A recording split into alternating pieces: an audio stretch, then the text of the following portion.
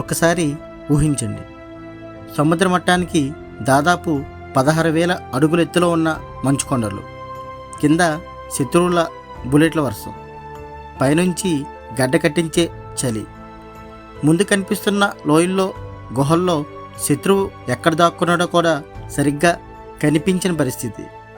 అలాంటి పరిస్థితుల్లో ఒక ఫైటర్ పైలట్కు ఇచ్చిన ఆదేశం వెళ్ళి వాళ్ళను కొట్టాలి. కానీ సమస్య ఏంటంటే అంత ఎత్తుకు వెళ్ళడం ఒక సవాలు, వెళ్ళి బాంబులు వేయడం మరో సవాలు, అక్కడి నుంచి ప్రాణాలతో తిరిగి రావడం మాత్రం దాదాపు అసాధ్యమైన విషయం. ఇదే 1999 కార్గిల్ యుద్ధంలో భారత వాయుసేన చేపట్టిన ఆపరేషన్ సఫేద్ సాగర్. ప్రపంచ యుద్ధ చరిత్రలోనే అంత ఎత్తులో ఎయిర్ ఫోర్స్ చేసిన అతిపెద్ద వైమానిక దాడి ఇది. ఇప్పుడు ఇదే రియల్ ఇన్సిడెంట్ ఆధారంగా నెట్ఫ్లిక్స్లో 6 ఎపిసోడ్స్తో ఈ వెబ్ సిరీస్ స్ట్రీమ్ అవుతుంది. కార్గిల్ యుద్ధం మరియు ఈ వెబ్ సిరీస్ కథ విషయానికి వస్తే 1999 ప్రారంభంలో భారత్ పాకిస్తాన్ మధ్య సంబంధాలు బయటకు ప్రశాంతంగానే కనిపిస్తాయి. భారత ప్రధాని అటల్ బిహారీ వాజ్పేయి శాంతి కోసం పాకిస్తాన్కు చారిత్రాత్మక లాహోర్ బస్సు యాత్ర కూడా చేస్తారు. కానీ పాకిస్తాన్ వైపు జనరల్ పర్వేజ్ ముషర్రఫ్ తెర వెనుక మరొక యుద్ధ ప్లాన్ నడుపుతుంటాడు. శీతాకాలంలో మంచు కారణంగా ఖాళీగా ఉండే కార్గిల్, ద్రాస్ సెక్టార్లోని భారత ఫార్వర్డ్ బంకర్లను పాక్ సైనికులు, ముజాహిద్దీన్లు దొంగచాటుగా ఆక్రమించేస్తారు. భారత సైన్యం పెట్రోలింగ్ కోసం వెళ్ళినప్పుడు పైనుంచి భీకర కాల్పులు మొదలవుతాయి. అప్పుడు మన ఆర్మీకి అర్థమవుతుంది, ఇది చిన్న చొరబాటు కాదు, పక్కా ప్లాన్తో జరిగిన భారీ ఆక్రమణ అని. ఇక్కడే కథ భారత వాయుసేన వైపు తిరుగుతుంది. Wing commander BS Dhanoa, squadron leader Ajay Ahuja alias Siddharth, వీరితో పాటు ధాలీవాల్, బాలరెడ్డి, జితేంద్ర సాంగ్వాన్, అమిత్ గుప్తా లాంటి యువ పైలట్ల బృందం ఉంటుంది. మొదట్లో వీళ్ళ మధ్య సరదాలు, ఫ్లయింగ్ ట్రైనింగ్, ఒక కుటుంబం లాంటి బాండింగ్ కనిపిస్తుంది. కానీ తమ జీవితాలనే మార్చేసే అతిపెద్ద యుద్ధంలోకి తాము అడుగు పెడుతున్నామని వాళ్లకు అప్పుడు తెలియదు. కొండలపై శత్రువు పైచేయి సాధించడంతో మన గ్రౌండ్ ట్రూప్స్ తీవ్రంగా నష్టపోతాయి. ఆర్మీని కాపాడుకోవడానికి ఎయిర్ ఫోర్స్ రంగంలోకి దిగడం తప్పనిసరి అవుతుంది. వెంటనే గవర్నమెంట్ నుంచి ఆపరేషన్ సఫేద్ సాగర్కి గ్రీన్ సిగ్నల్ వస్తుంది. కానీ ప్రధాని వాజ్పేయి ఒక కఠినమైన రూల్ పెడతారు. ఎట్టి పరిస్థితుల్లోనూ LOC line of control దాటకూడదు.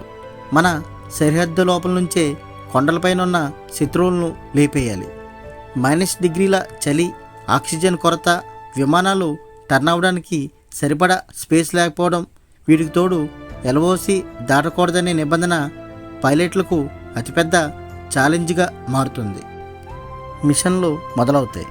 Flight lieutenant K Nachiketa MiG-27 విమానంతో శత్రు స్థావరాలపై దాడికి వెళ్తాడు. అనుకోకుండా ఇంజన్ ట్రబుల్ రావడంతో విమానం కంట్రోల్ తప్పుతుంది. నచికేత విమానం నుంచి ఎజెక్ట్ అయి నేరుగా శత్రువుల ఆధీనంలో ఉన్న ప్రాంతంలో పడిపోతాడు. పాకిస్తాన్ సైన్యం అతన్ని బందీగా పట్టుకుంటుంది. తన తోటి పైలట్ నచికేత ప్రమాదంలో ఉన్నాడని తెలుసుకున్న స్క్వాడ్రన్ లీడర్ అజయ్ ఆహుజా వెనకడుగు వేయడు. ఆ ప్రాంతంలో శత్రువుల దగ్గర స్ట్రింగర్ సర్ఫేస్ టు ఎయిర్ క్షిపణులు ఉన్నాయని తెలిసిన నచికేతను గుర్తించడానికి తన MiG-21తో తక్కువ ఎత్తులోకి వస్తాడు.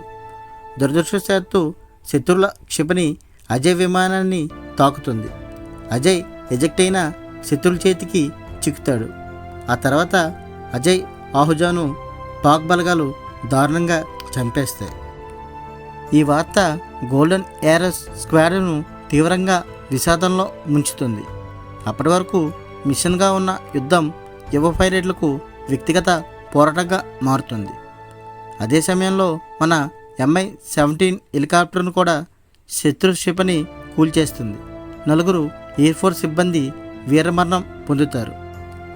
దీంతో ఎయిర్ ఫోర్స్ వ్యూహాన్ని పూర్తిగా మారుస్తుంది.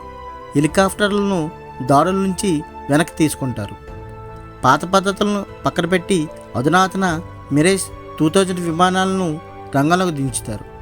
శత్రువుల క్షిపణి పరిధి కంటే ఎక్కువ ఎత్తులో ఎగురుతూ లేజర్ గైడెడ్ బాంబ్స్ ఉపయోగించి దాడులు చేయాలని నిర్ణయిస్తారు.